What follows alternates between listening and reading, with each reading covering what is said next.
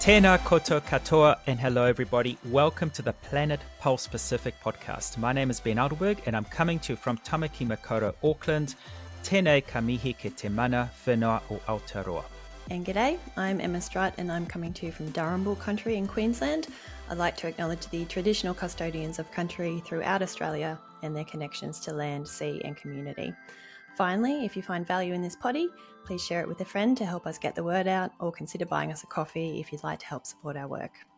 Back in Season 2, Episode 21, we chatted to Susan Scott and Bonnet de Bod, filmmakers of the documentary Struip, Journey into the Rhino Horn War, which looked at the complex layers of the rhino poaching trade. Earlier this year, back in July, I got to watch RHINO Man, which screened at the Dock Edge Festival here in New Zealand. A very different perspective and emotional one too. So this is a chat that's long overdue. We are honoured to welcome an incredibly inspiring guest today, John Jurko, a filmmaker, storyteller and conservation advocate whose work is making waves across both the entertainment industry and the global conservation community. John is best known as the lead producer and director of RHINO Man, a powerful documentary that transports viewers to the front lines in South Africa, where rangers risk their lives daily to protect endangered rhinos. Globally, over 140 rangers lose their lives each year safeguarding wildlife and conservation areas, with more than 40% of these deaths resulting from homicide. John's film not only shed light on the immense challenges rangers face in the fight against poaching, but also honours their extraordinary courage and dedication to protecting our natural world. We are so looking forward to this chat, and we must admit it's been a long time coming. So, John, thank you for your patience firstly, but thank you so much for joining us today. We're really looking forward to it. Yeah, absolutely. Thank you so much, Emma and Ben. That was, incredible introduction. Thank you. And really excited to be here and chat with you guys. Now, speaking of being here, you're currently in South Africa doing some film screenings and a whole bunch of other important work, which we'll definitely get into. Just start off a little bit more about yourself, your filmmaking. How did you get into all that, and more specifically the conservation side of things as well? Yeah, for sure. And before I jump into that, I'm actually kind of in the Kruger area where we based out of for this film over the last 10 years. My good friend Matt Lindenberg, who's actually the one that started this whole project and the founder and executive director of Global Conservation Corps, he has a little place here. And so I'm basing out of Hoedspruit, South Africa at the moment. And my background actually is more on the filmmaking side. So I grew up in Northeast Ohio in the United States, a very rural area. So I always enjoyed the outdoors and spent a lot of time playing in creeks and capturing bugs and things like that, and love nature, but never really thought of myself as a conservationist. Found myself kind of going down this filmmaking path over the years. I loved storytelling, loved movies, and made my way out to LA after graduating with a film production degree and spent a couple of years there, mostly doing camera work. So there's a lot of indie productions. There's some films that are on Netflix. I don't even think I watched most of the films that I worked on. Honestly, it was like kind of low budget horror films and things like that, but got a lot of great experience working with camera and next to camera. And it was exciting just, seeing actors a couple feet away from you, because I was mostly pooling focus and doing assistant camera work back then. But at a certain point, I felt like I was kind of getting stuck in this pathway of camera department. And the reason I got into filmmaking was more the screenwriting side, the story development. I was drawn to wanting to tell my own stories and be a director. And so at a certain point, I decided to kind of pull the plug in LA and go back to Ohio for a little bit to recoup financially from the expense of living out there, and eventually found my way to Atlanta, Georgia, where I connected with the original trailer of RHINO Man. So I think back in 2016, they created a short trailer. The project started before I got involved, and it was, these beautiful vignettes of rangers and rhinos, and just seemed like really, really incredible story. And I realized there's a production company in Atlanta that was helping produce this film. So I basically stalked them for a year and kept showing up, and they didn't have a job position open, but I just kept saying, hey, how you guys doing? And looks like you're doing really cool stuff. Would love to work with you. And eventually they kind of relented and said, actually, we have a job position open. You want to check it out. And so got hired there. And maybe after the first month or two of just getting my bearings, I was like, so where's this RHINO Man documentary at? Really curious about the project. And it was really what drew me to the organization. And I connected with Matt, who was at the time working there. He's from South Africa, was finishing his master's in Michigan, actually. So he had a work visa. And to keep that visa, he decided to come and help produce films with this production company that was partnering with him to create the film. And so I was like, where's RHINO Man at? How's it going? Is it done? And he's like, it's actually kind of stuck right now. The company is really focused on producing the corporate films that they need to keep things going, and just not really happy with where it is. And so I took a look at it, and again, it was just all these great stories of rangers and rhinos, but there wasn't really a through line, I guess. So me, I wanted to dive into the story. So I sat down with Matt, and we had all these index cards spread all over the floor, and just kind of seeing what pieces of the story we really wanted to highlight and who those main characters could be to really create a story arc for the film. And yeah, that was back in 2018. And I think we raised some funds and came to South Africa and had kind of a crazy whirlwind shoot, just the two of us, where we captured maybe 50% of the film on that shoot. So yeah, it was a wild journey. And then over the years, we can get into it, but just got more and more involved with the people and the rangers. And yeah, I don't know. I still don't really call myself a conservationist, but I feel like I've gotten really involved. So I guess I'm doing a lot of that work and kind of supported this project. You also majored in philosophy at university, and I find that would be a really interesting blend with what you're doing now. So have you found that your philosophy background kind of influences your storytelling approach? Yeah, I mean, I got into philosophy as a minor when I was at school, and then I transferred to do film to Bowling Green State University in the States. And I don't know, I really fell in love with just thinking about different ideas and exploring different lenses on the world. And so really, really dove deep into the philosophy side. And I still kind of geek out on philosophy books. I probably buy more of them than I read. But for me, yeah, I think the part that draws me to filmmaking and storytelling in general is really diving into the human side and all these different ideas on the meaning of life and looking at it from different angles. So yeah, I think I probably brought that into the filmmaking for this film in some respects. And really, the film for me was always more about the human side of it and kind of weighing the different, I don't know, tensions or things that are kind of pulling at the people and the story as we were bringing it together. So I think it did play into it. And I definitely, kind of starting to think about whatever's next after this, kind of going back to that and reading a lot and trying to get some ideas percolating. Now, for the benefit of our listeners, let's just sort of digress just a little bit and do some quick little fact checks here. What are the current statistics with rhinos? How many? We know there's a poaching war going on. So, how many rhinos have we got? How many are we losing per annum in the last however much period right now, last 10 years, 15 years, and so on? What's the issue here with the rhinos? Yeah, no, great questions. And I mean, to give a little bit of context, and I was doing some of this research as we were kind of finalizing the film and putting some of the statistics in there. And the best I could find is maybe back in the 1700s, somewhere around there were close to 500,000 rhinos worldwide. And now we're down to somewhere between 27 and 28,000. It's dipped below that, and it's actually coming up a little bit thanks to a lot of the work with the greater one-horn rhinos up in kind of Nepal, India, in that area. But yeah, you could just see the crazy amount of loss that we've had with rhinos alone. And I mean, you start reading statistics about wildlife in general around the world and how much we've lost. It's pretty incredible. And sometimes I dream about, what would it be like to go 500 years back and just walk out into nature and see how dense it was in terms of wildlife and plant life. I mean, I think, you kind of just lose perspective over generations because you just don't have the baseline of what it was like that long ago. So yeah, we're somewhere over 27,000 rhinos, I believe. And most of them are actually in southern Africa. So there's the white rhino and black rhino in Africa.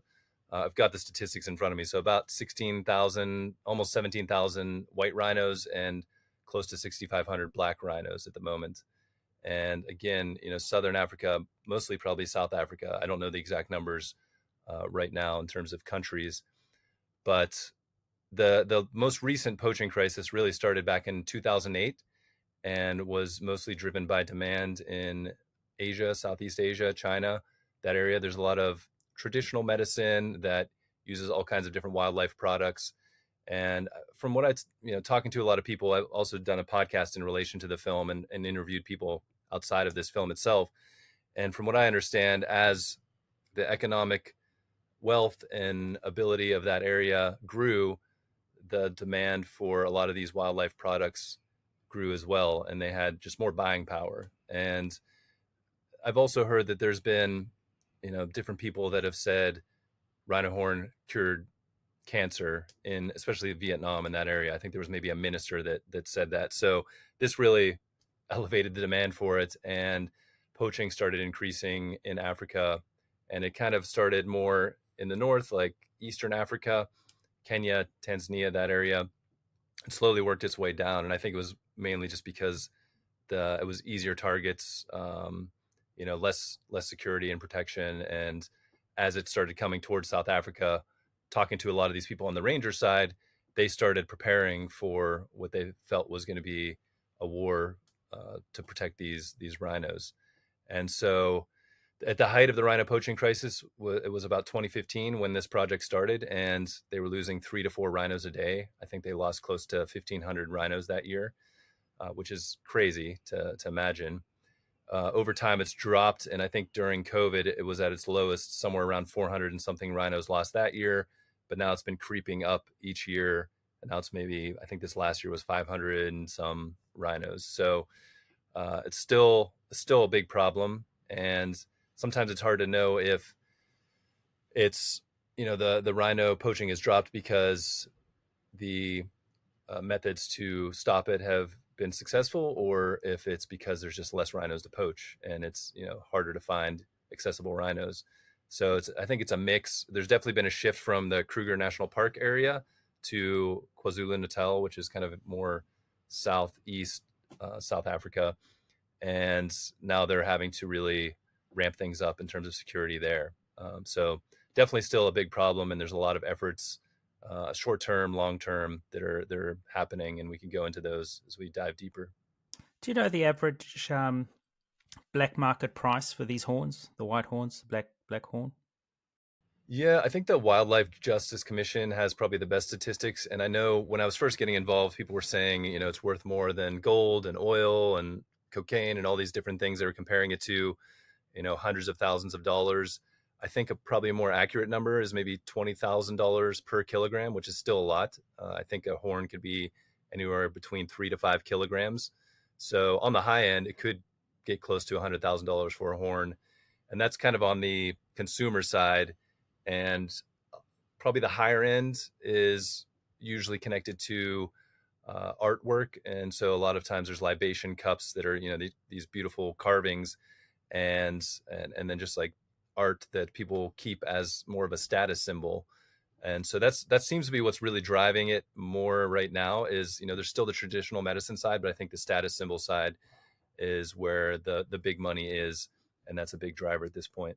Would you be able to just clear up for us, for anyone that is listening, in terms of the traditional medicine side of things? Is there actually any scientific evidence supporting its use in terms of health outcomes?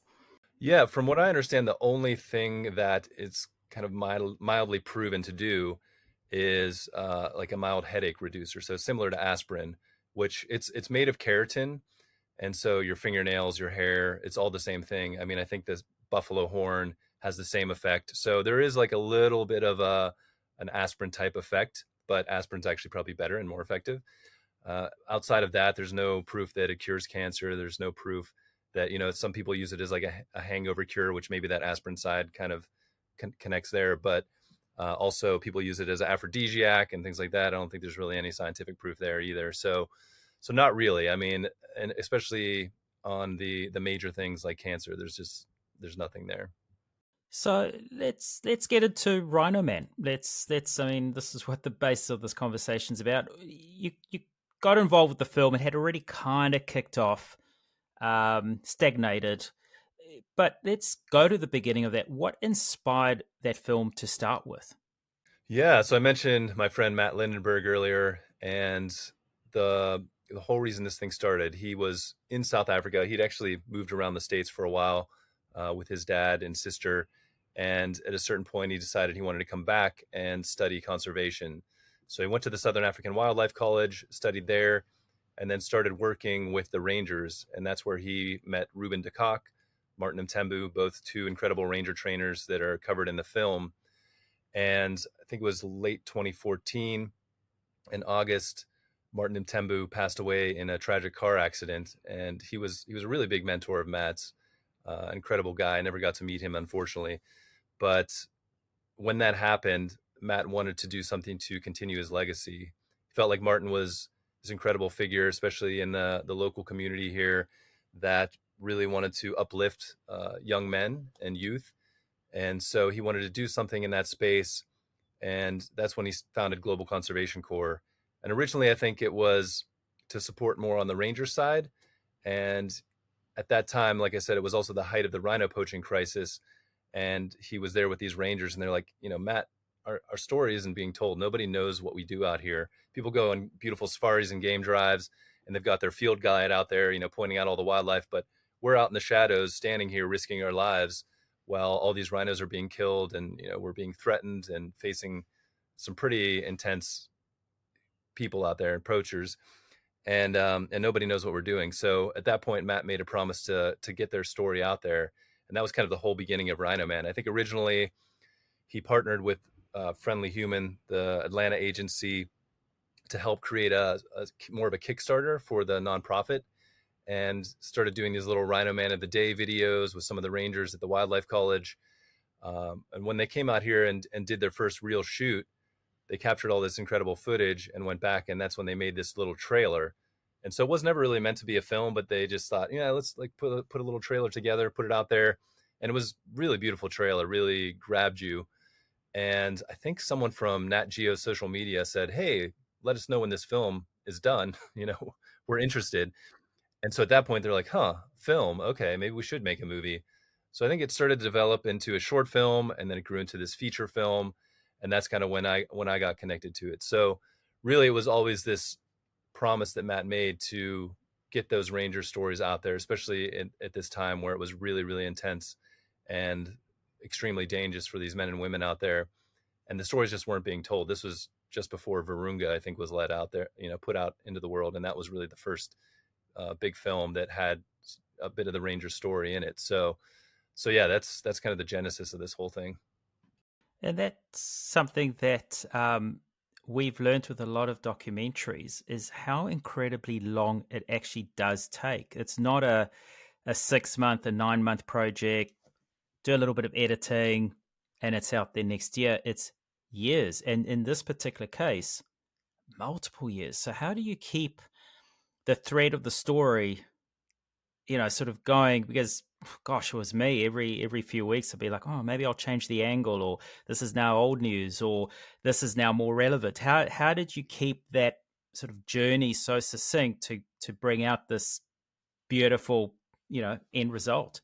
Yeah, that's a really good question. And it was I don't know, just a crazy journey of ups and downs. I think you think of someone, or, like a big production company like a Netflix or something like that, they got a ton of money to put behind it. We were just, ragtag team trying to scrounge for dollars every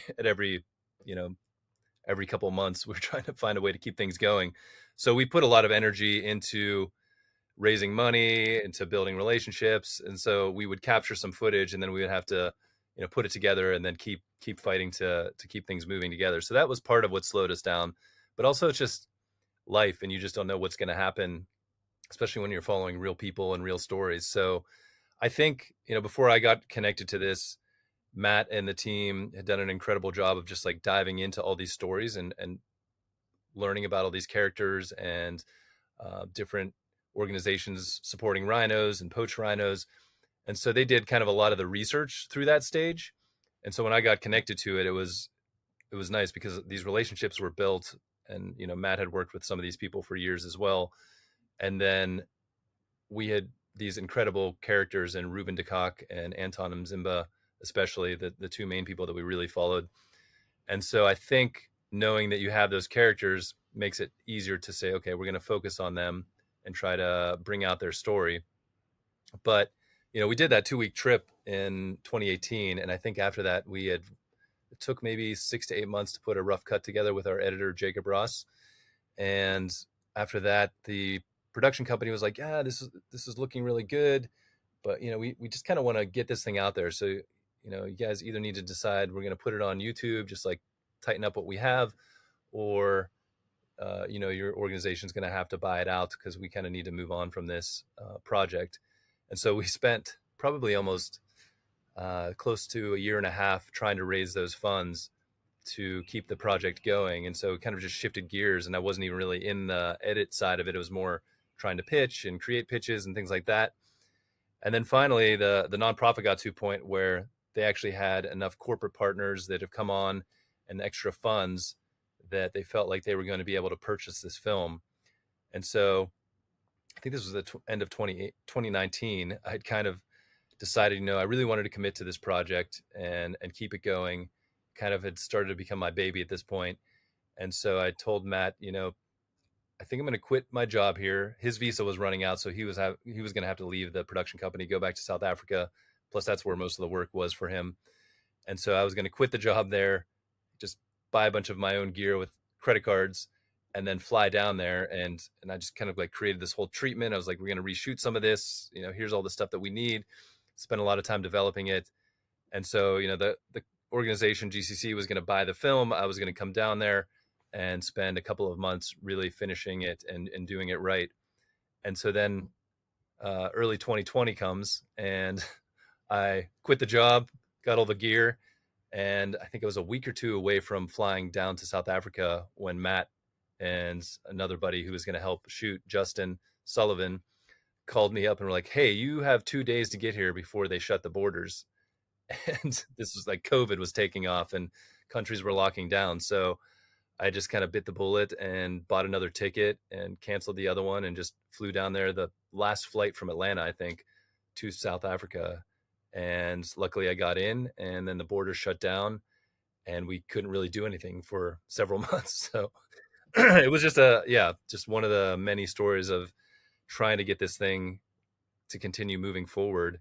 And also at that time, the nonprofit, all their corporate partners said, hey, we don't know what's going to happen. We might not be able to make enough money to cover this money that we're going to give you. So we're going to kind of pull back for now. And so all of a sudden we weren't able to buy out the film. I was kind of trapped in South Africa, had all this new gear, quit my job. I think some guy from DC was like moving into my apartments or lease it out for a couple of months. And yeah, we were just kind of stranded there. It was really like two of the best months of my life. I feel like Matt is a great friend of mine, and we just kind of hung out, drank coffee. I was reading philosophy books and just like dreaming about other ideas, and we were just like working out. We were probably in the best shape of our lives too at that time. So it was good for us. We were on this beautiful wildlife estate and just kind of locked away from all the madness of COVID happening. But it was really a setback for RHINO Man because we just thought we lost the film for a while. And I ended up shooting a whole other similar Ranger film that will probably never see the light of day now, over 5 months before we finally did get the funds, got RHINO Man back. And then slowly I just decided, I think the right thing to do is to continue pushing RHINO Man forward and focus on that. So yeah, long-winded answer, but yeah, it's just so many things. Considering the long, winding, stressful path that you've had, this story has just come together in such a beautiful way. Like, it's a phenomenal documentary. It's inspiring. It's heartbreaking. Like the last 10 minutes is a punch in the guts, but we'll talk more on that soon. But the documentary itself, it shows the recruitment process of those wanting to become a ranger. it's incredibly taxing and tough. Obviously, it needs to be, considering the conditions that these amazing humans are faced with on their day-to-day. But considering the evolving nature of poaching in South Africa and Africa as a whole at the moment, can you just expand on the roles of the rangers and like the dangers that they're facing day to day? Yeah, absolutely. I mean, the rangers do so many different things. Traditionally, they were more conservation focused, so they're doing everything from monitoring the wildlife, patrolling the fence lines, just making sure people weren't breaking the law, anything that you can imagine probably a normal park ranger is doing, like in the States or Australia or New Zealand. Um, but over time, because of these poaching threats and how serious they were, and a lot of these people were coming in from Mozambique at that time, and they were ex-soldiers from the Civil War, very well armed and willing to shoot back. And so suddenly these rangers had to be trained up in more of a paramilitary security background to be able to face these threats. And, unfortunately, the conservation space just hasn't been as well funded. It's always kind of the last thing in terms of funding. You got your fire, your police, and other important issues you have to deal with. And yeah, rangers kind of get left behind. So they're not getting paid that well. They're risking their lives. They're doing all this conservation work on top of the security work and the dangers there.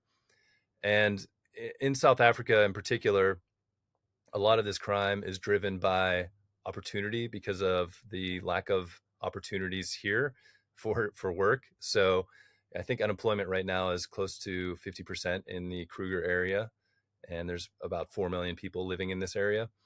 And so these syndicates have popped up over time that are similar to the cartels in Mexico. Honestly, they deal in drugs, they deal in cash and transit heists, human trafficking, all these other things.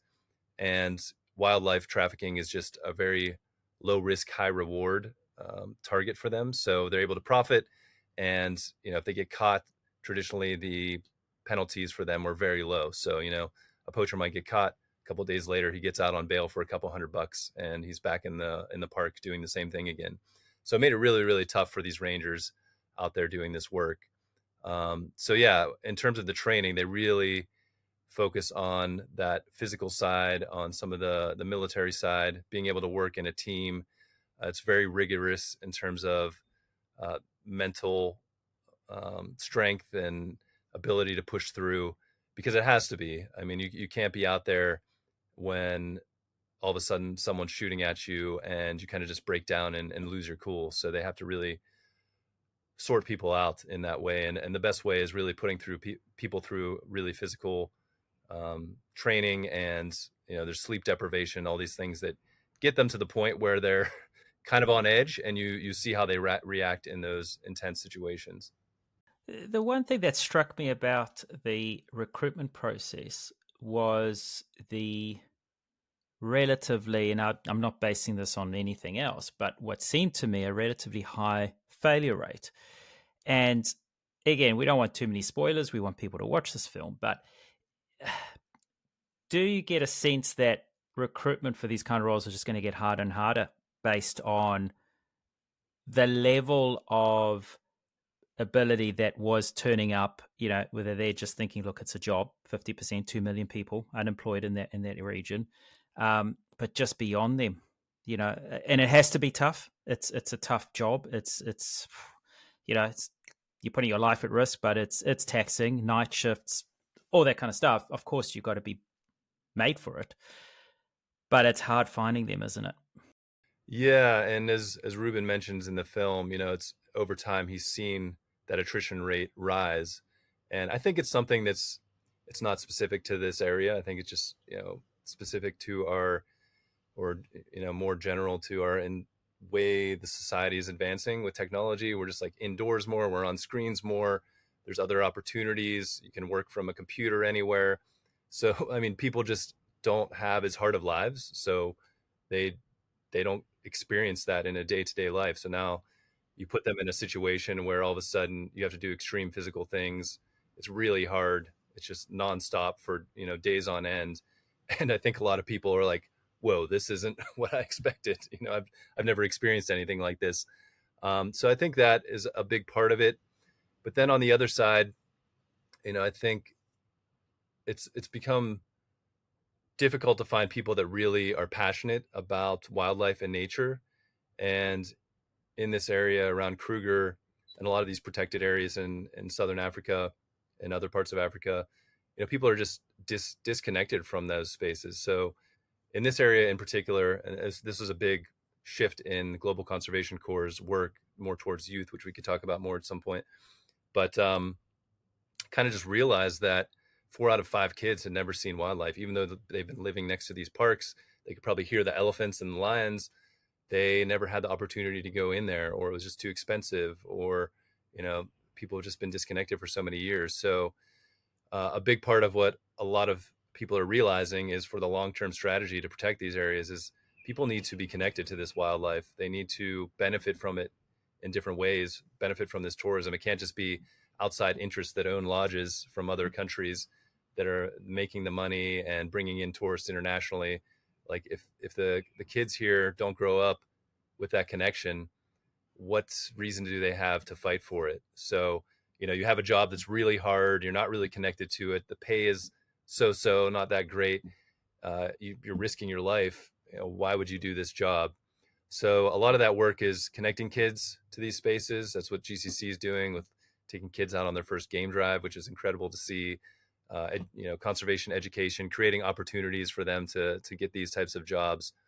And I think the combination of that, and this is just what we hear from some of our friends that are rangers around here, the combination of that and maybe showing this film locally as well, there seems to actually be a little bit more of an uptick of people that are interested, that are pushing through in these selections. So hopefully we can kind of change this, the current direction where it's harder and harder to find people that want to do this and are able to, and now find more people that are inspired. And I think it's a big mission of a lot of the bigger ranger associations as well, like the International Ranger Federation, the Game Rangers Association of Africa.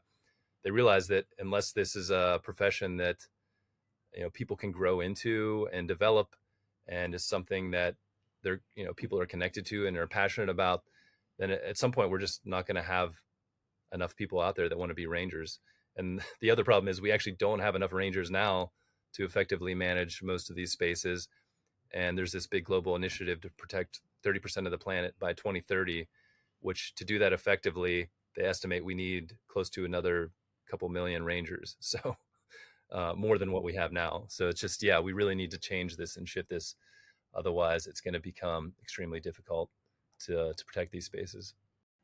And then on the other end of things, with the poaching issue, it's obviously not going to be one single thing for it to have become such a wicked problem. But having gone through this experience of putting together the documentary and your work with GCC, any insights you can offer in terms of what we need to do to best tackle the problem? Yeah, I think, there's many different fronts, and we touch on some of them in the film. I know we're mainly focused on the rangers in the movie.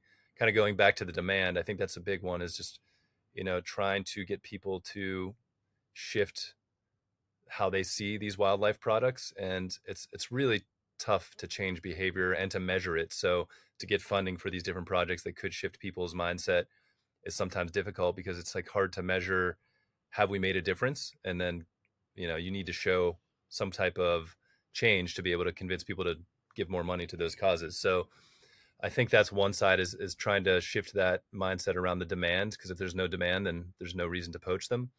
But then I think long term, kind of going back to what GCC is focused on, and this was really inspired by Anton, who's in the film, our main ranger that we follow. It's really focusing on that next generation, because kids go back to their parents and they say, oh, I saw all this wildlife and we need to protect this. And it really kind of trickles up through the parents and the bigger community. So I think long term, that's our best bet, is to connect youth with these conservation spaces, with wildlife, with nature, and give them pathways into careers, whether that's a ranger or, a lodge manager, a field guide, helicopter pilot. There's all kinds of different work in this space. It doesn't have to be a ranger, but trying to get people invested in that. And then also finding ways for them to benefit, so that these communities have more access, that live next to these protected areas, have more financial benefit, because if the communities that are right there care about it and feel connected and they're benefiting in some way, then they're going to be the first line of defense to anyone that shows up into town to poach. So really, I think that long-term strategy is what we need to focus on. The Rangers, this is what Anton always said, the Rangers are buying us time. It's what we do with that time that makes a difference. So we need to focus on those long-term strategies, still supporting the current Rangers, because without them, we would lose a lot within months. But yeah, that long-term strategy is ultimately what we need to focus on. Now, having completed the film, any personal reflections that you have through this process? I mean, for me, as someone who's watched the film, I have my typical feelings of anger. Seeing these kind of documentaries, sometimes potentially even helpless. Like, what can I do? But you were in the thick of it. You're also sort of exposing yourself, aren't you? Because you're being watched. You're being followed. So through this whole journey, what's your own sort of thoughts, like your own personal feelings today? Yeah, I mean, going back to 2018 when I went on that first trip to South Africa, and that was my first trip anywhere in Africa back then. And so I was excited to see the wildlife and get out on a game drive and see my first rhino, giraffes. I fell in love with giraffes for some reason. They're just kind of silly the way they look. But when I met Ruben and Anton,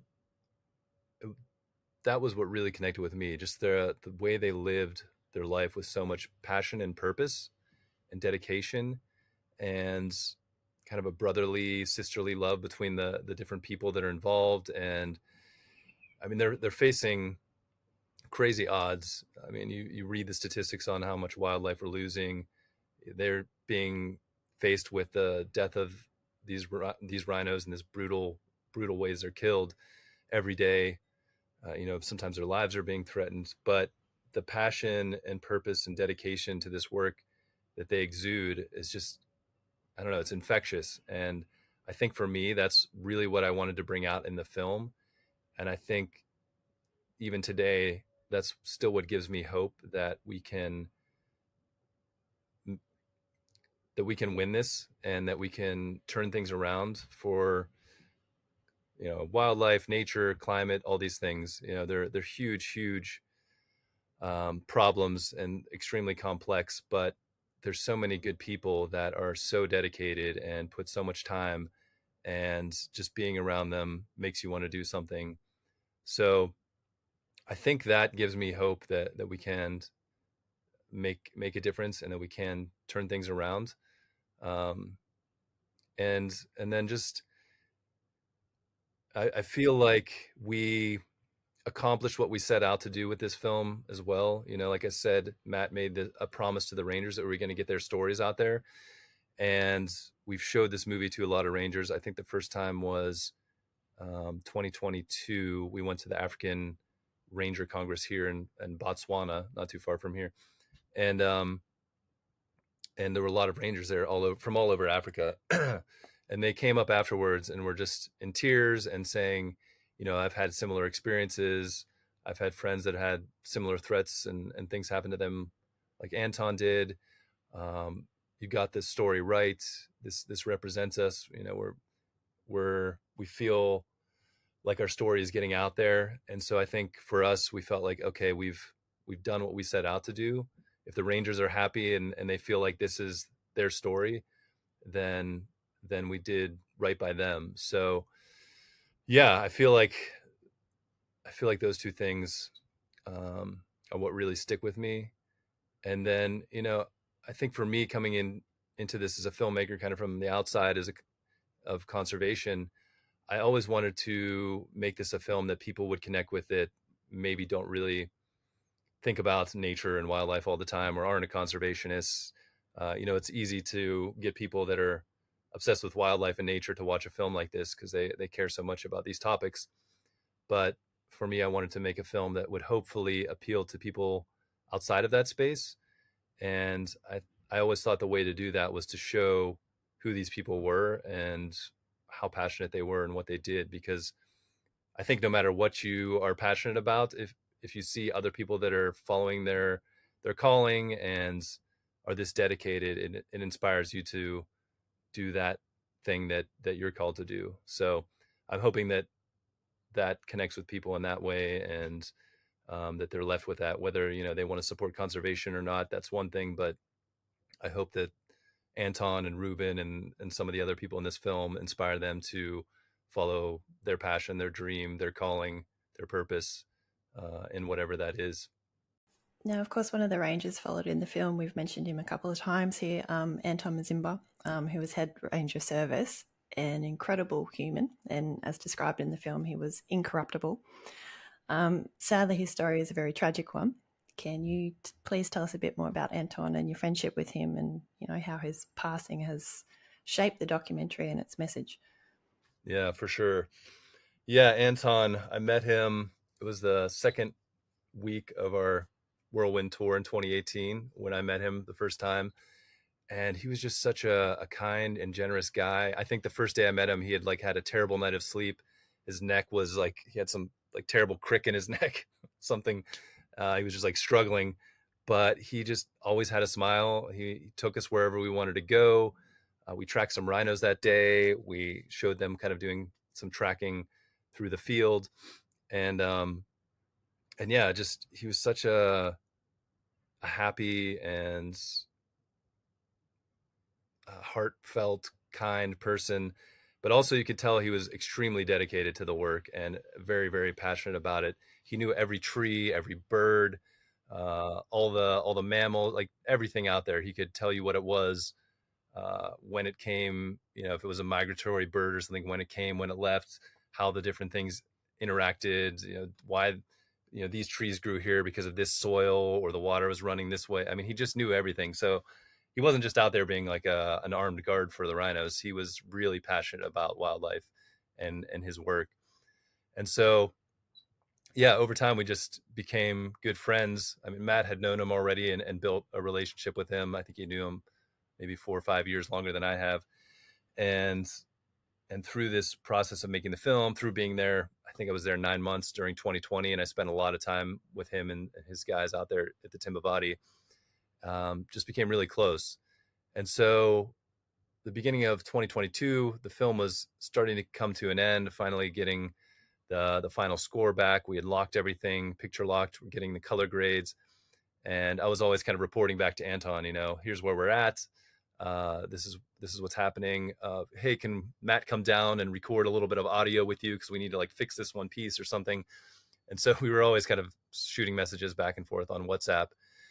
And at the beginning of 2022, I think it was somewhere around March, I got the first message from him saying that, hey, John, sorry, it's been a little while, but a couple of guys put a hit out on me, and trying to deal with that. But I think it's going to be okay. He was kind of very positive at the beginning. I mean, he's faced many threats over the years and similar situations. So he's like, we're going to take care of this. We got the police involved. And yeah, he kind of blew it off. And, I was a little concerned because this was the first time that anything happened like this while I was connected with him. And, but, he seemed okay. So let it go. But over the coming months, things just started elevating to where you could tell he was becoming more stressed in his messages. At a certain point, he was worried about his kids and them potentially being kidnapped. So he was moving the family around, and he just started to get more and more desperate. And I could just hear in his voice that he was, afraid, I think, but also just, I think he was sad because, he felt like he was doing this for the world, not just for his local community, but this is something he was doing for the next generation, for everybody. And to have people that wanted to kill him because of this, I think broke his heart in some way.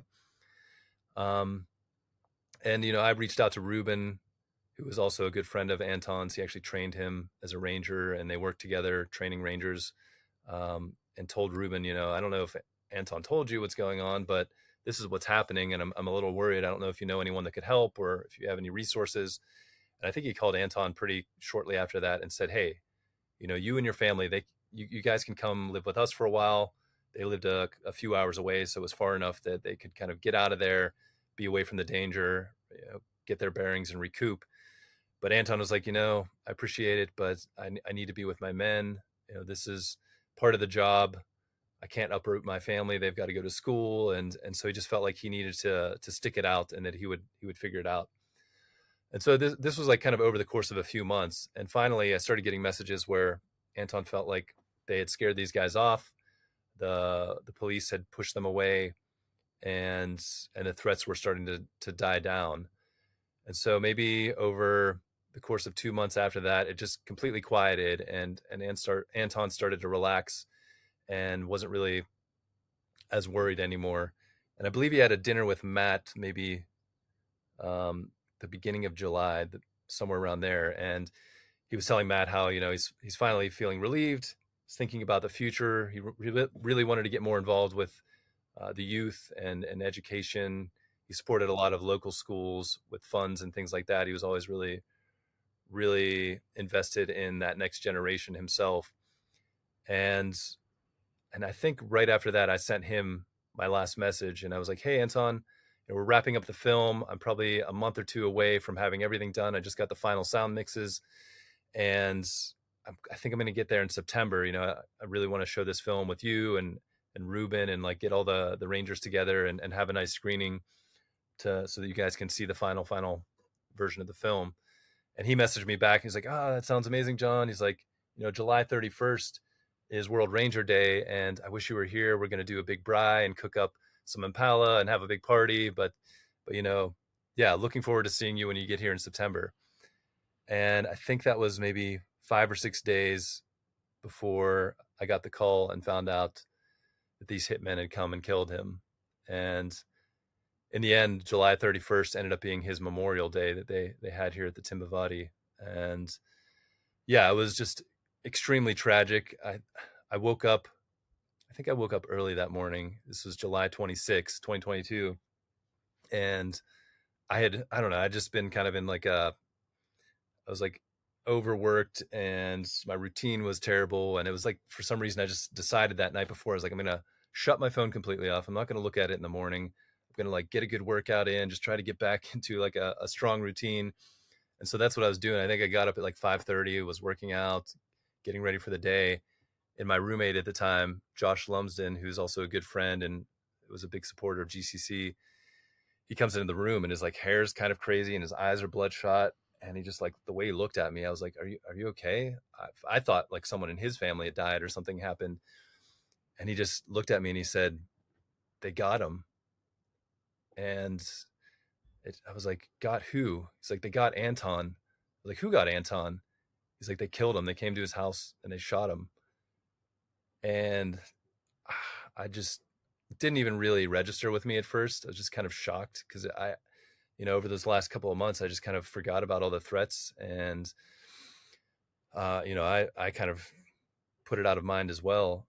And so I was like, okay, I think I'm just going to go for a run or something, because I can't really process it at the moment. So I just like went out the door, started just running down the street, and all of a sudden I get a call from Matt, and I answer the phone, and Matt was just in tears and broken. And he just started telling me more of what happened. And I think that's really when it hit me and just broke down. And yeah, it was just so heartbreaking, because again, someone that dedicated their lives to doing something good and protecting wildlife, to be killed for that, is just, yeah, it was just really hard to believe.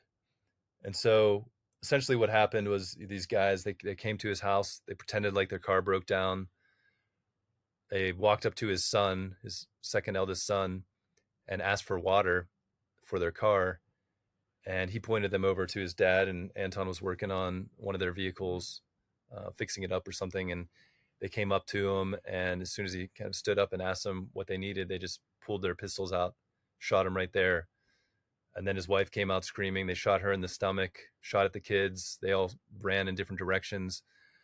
I think Anton, I think he was maybe still alive when they put him in the truck to try to get him to the hospital, but by the time they got there, he was gone. Luckily, his wife recovered from her wounds, but yeah, it's just been a tragedy for the family. I mean, they're still struggling to kind of figure things out.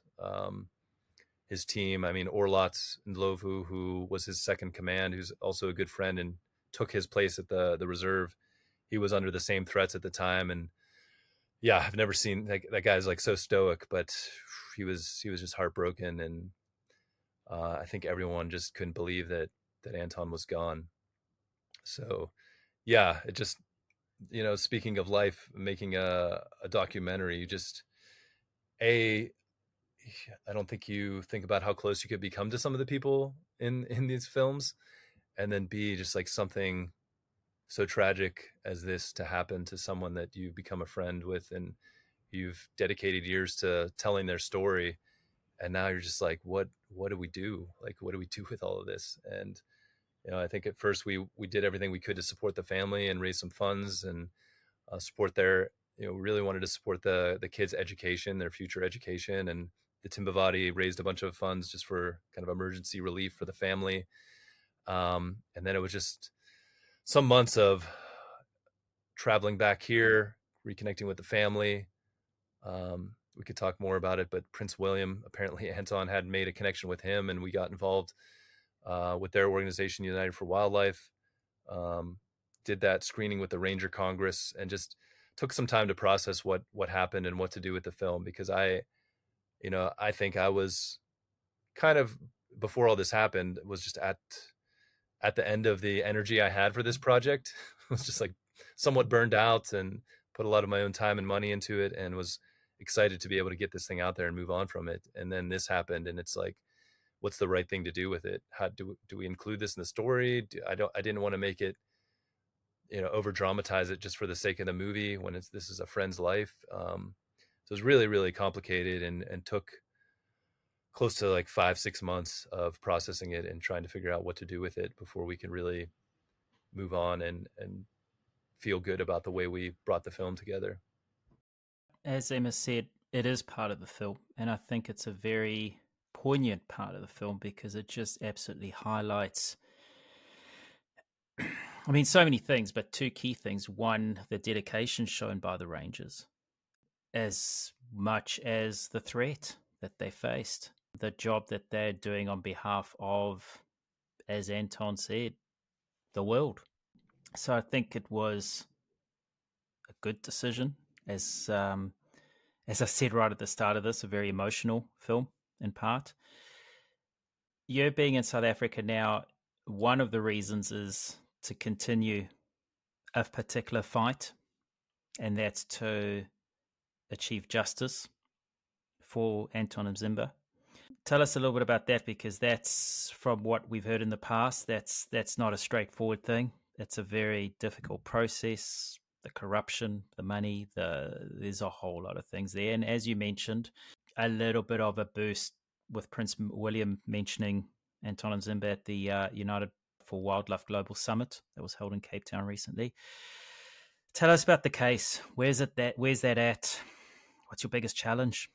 Yeah, so it's been a little over 2 years now. This happened in July 26th of 2022. And, through all that, our focus was on the family, the team, but then getting this film finished and out into the world. And yeah, briefly, I think the reason we did decide to include that is because I think Anton, he dedicated over 7 years to this project. And for him, it was really raising awareness and wanting to bring more support for Rangers, not just his team, but around the world. And I think we felt like being honest about this story and telling what happened in a respectful way was going to make the film more powerful, and hopefully,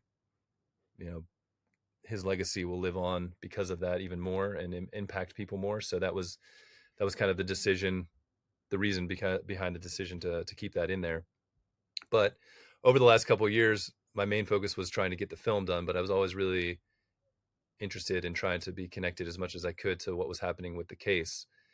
And at the beginning, it seemed like the local municipality, some of the police involved, were probably on the take and maybe being paid off to just not really do anything, or not really follow through, or do the investigation properly. And so nothing much was really happening at that point.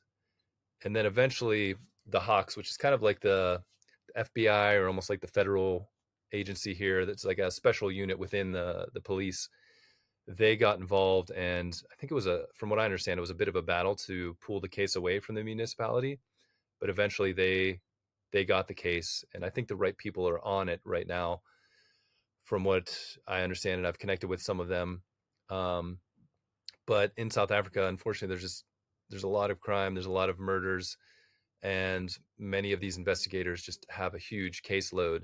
So the resources are limited, their time is limited, and it's just a really, really slow process. So we got the film out. We released it actually online July 26th of this year in honor of Anton and his passing. And we put it out there. You can get it on Amazon, Apple, Google, Vimeo, all those places. It's available for rent. But after that, I felt like, okay, my time on this project is starting to come to an end. There's still work to get it distributed. We've been self-distributing it. It's just, the film industry side it's a kind of complicated market at the moment. So there's a lot of work to be done there.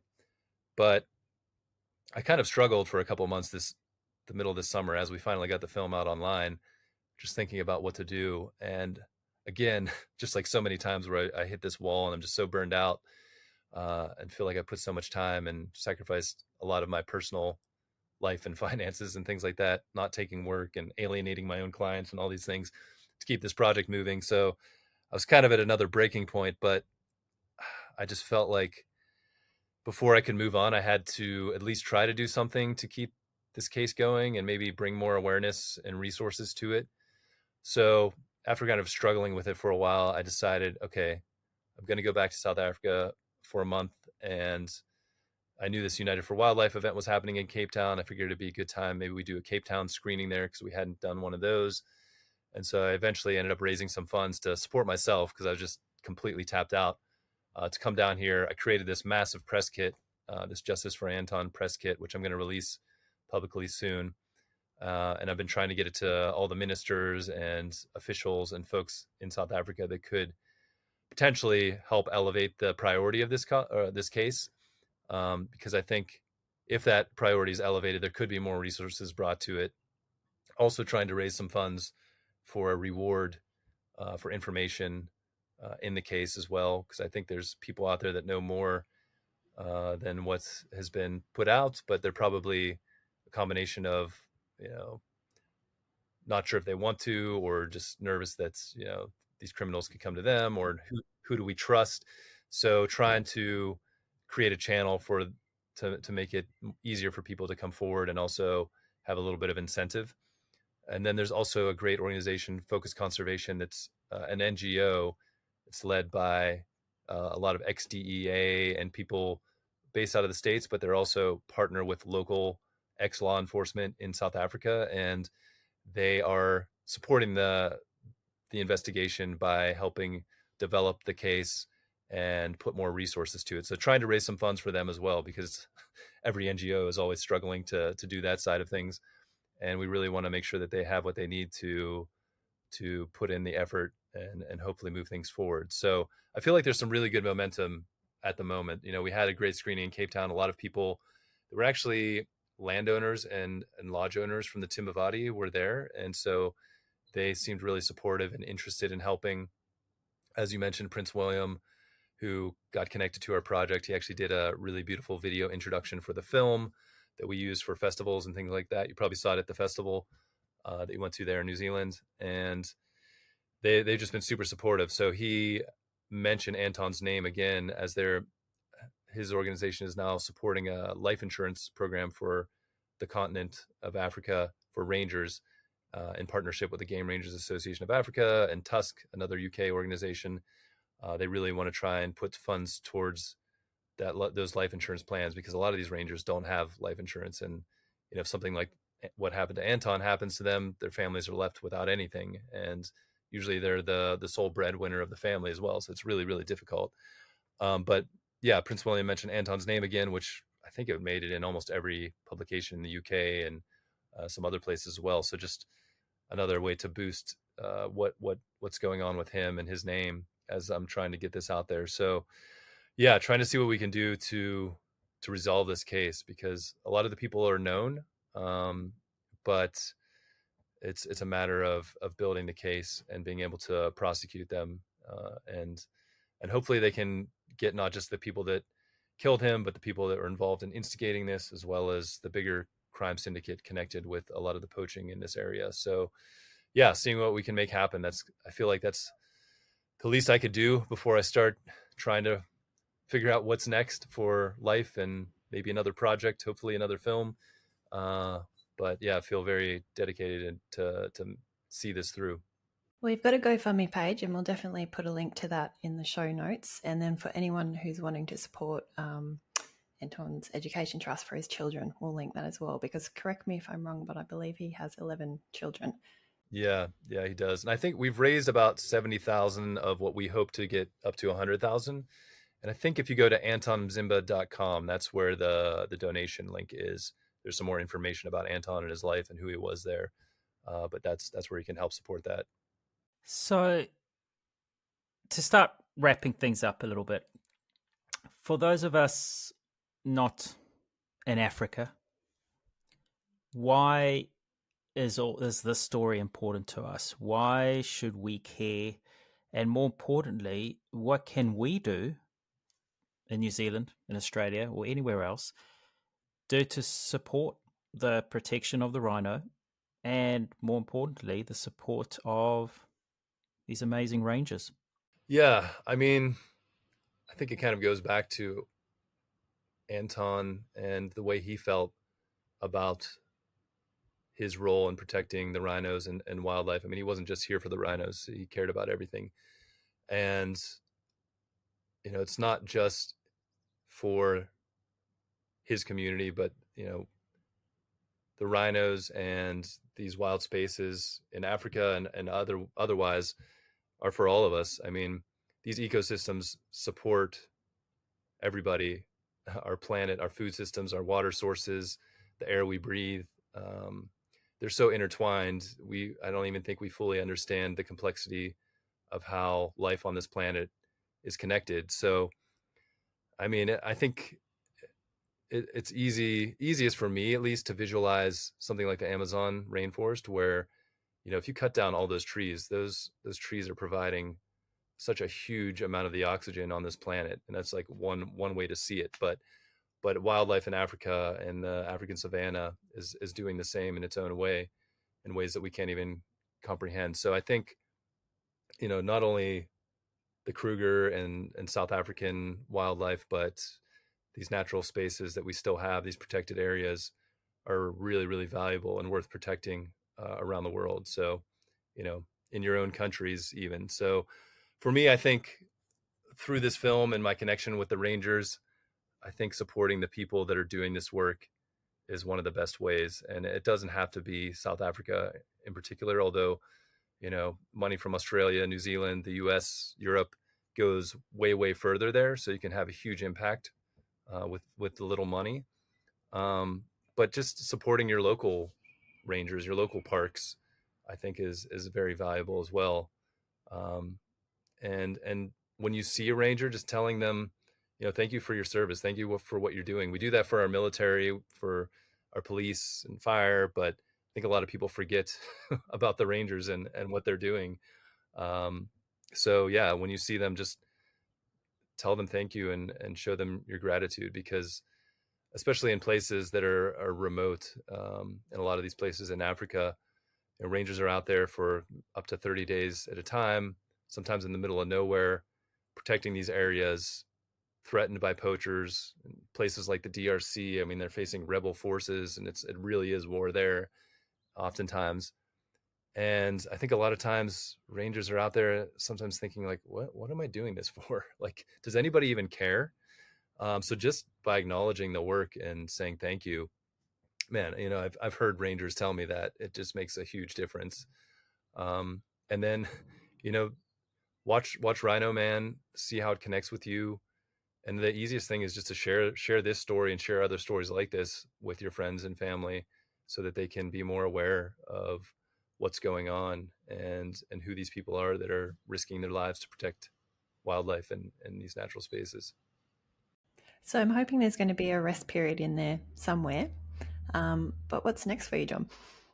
Yeah, I mean, I'm hoping part of this trip, I'm really pushing for justice for Anton, but I'm hoping part of this trip is just to decompress a bit. I'm with some really good friends here where I'm at, and just being out in the bush, surrounded by nature. There's some beautiful mountains here on the edge of this greater Kruger area. Yeah, hoping to let kind of what's next percolate up through a little bit of this time to reflect. I mean, I really am passionate about storytelling and filmmaking.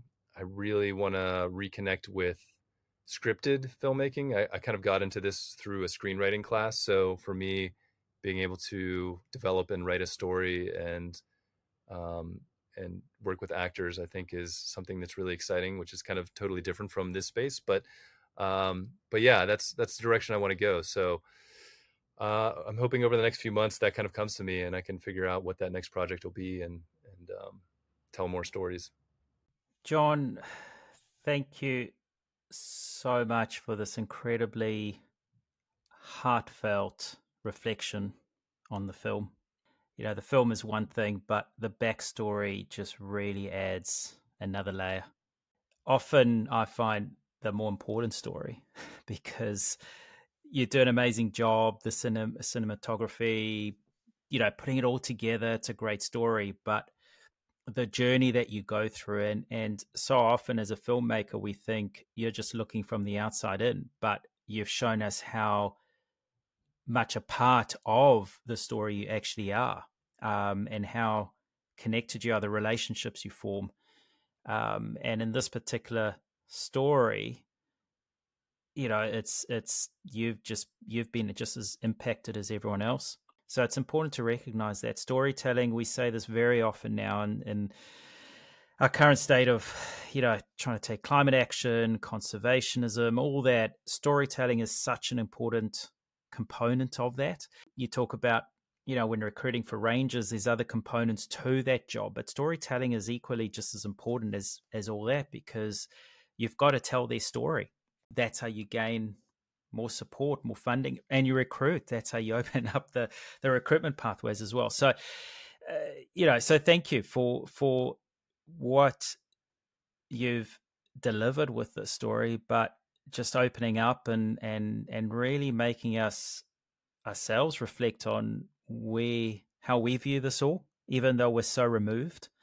Thank you so much for the story, the amazing intense energy and sacrifices you've made over so many years.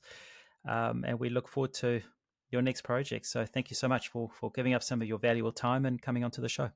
Yeah, no, thank you, Ben and Emma. Really, really appreciate you taking the time to highlight this story and other stories. And yeah, just one last thing to add is, as you were talking, thinking about other ways people can get involved.